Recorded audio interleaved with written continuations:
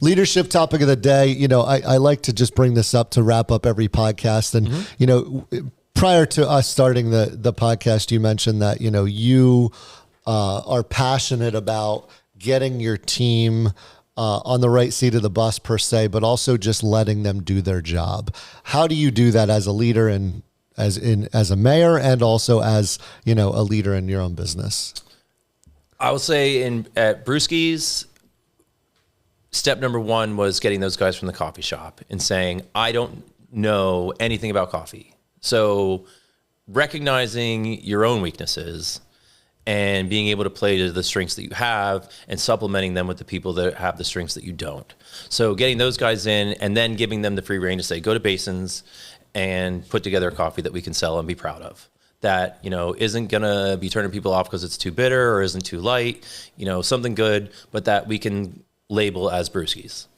So that was step number one. Then it was finding people, when we opened, we stuck to pierogies, sausage sandwiches, and Kim came up with a kielbasa Reuben, which was awesome.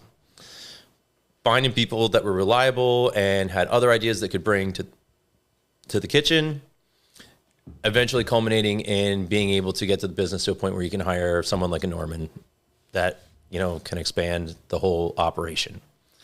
As a mayor and as a downtown advocate, when people come to me saying, hey, I've got an idea and I'm looking for a storefront or I've got a shop, it's putting them in touch with the people in my circle that can supplement their weaknesses and things too, and say, well, I don't necessarily know a whole lot about that, but this guy does, and you should call him and tell him I sent you.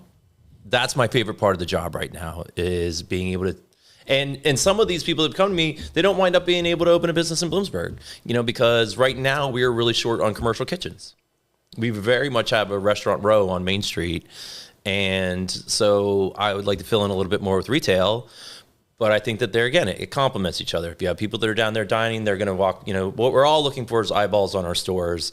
And that requires having reasons for people to come to our downtowns. Right. So we're putting people in front of the other people that can help them. And then also as mayor, being able to look at and say, how can we make this easier?